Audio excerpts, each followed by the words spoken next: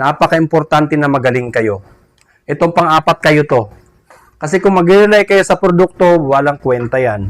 Babagsak ang sales natin. Ito naman sa MFR, wala kami magiging problema ito kasi magagaling kayo mga sales. Ganon din si Jocelyn. Paano ngayon kayo magiging magaling? Gagawa naman tayo ng marketing dito. At yung marketing dito, actually may matagal ng marketing to eh. Siyempre yung una, personality. Ganon pa rin, paulit-ulit. Personality. Kailangan nyo munang i-improve yung personality ninyo. Yan yung number 1 dyan. Number 1 dito sa hindi ka dapat mag-rely sa produkto mo.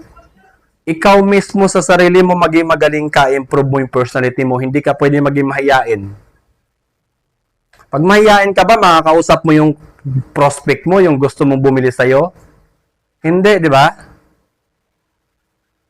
Pangalawa, knowledge. Intindihin nyo na lang kasi ganyan talaga suot kamay ko. Knowledge yan. Ulit-ulit naman yan, kabisado nyo na yan. Ba't kailangan ng knowledge? Alam mo dapat kung ano binibenta mo. O saan ka naman nakakita may sales na hindi niya alam binibenta niya? May ganun ba? Maging effective na sales yun kung hindi niya alam binibenta niya? Always know your product. Pag-aralan mo yung produkto mo, hindi naman lahat. Kasi sa MFR, libo-libo ang produkto eh. At least, may alam ka na konti, lalo pa kayo, mga engineer, architect, kausap ninyo. Diba? Ikaw, Joe, pag mekaniko ang bumabanat, tahimik ka na. Kaya, kailangan talaga tayong mag-aral. Alamin natin yung produkto natin. Know your product. Alamin natin yung produkto natin. Pangatlo, skills. Ano itong skills? Kung meron kang una, pangalawa, natural meron kang pangatlo. Yung skills kasi hindi naman yan innate, hindi yan, wala yan yung pinanganak kayo. Nade-develop na lang yan na ituturo at napapag-aralan. Nakuha nyo? Nung napunta ba kayo ito, may skills kayo? Alam nyo ba sa sarili nyo magaling kayo magbenta? Dito na lang kayo gumaling.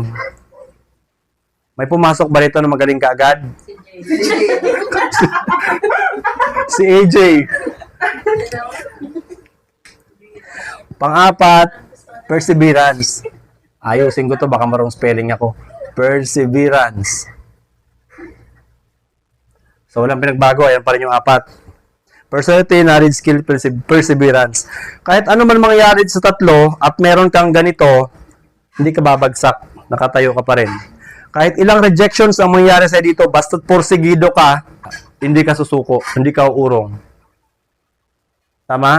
Ang perseverance, kailangan porsigido ka lang. Determinado ka. Kahit anong mangyayari ng rejections. Itong pang-apat, napaka-importante nito. Dahil kung wala kang skills, wala kang knowledge, wala kang personality, madidevelop mo kung porsigido ka.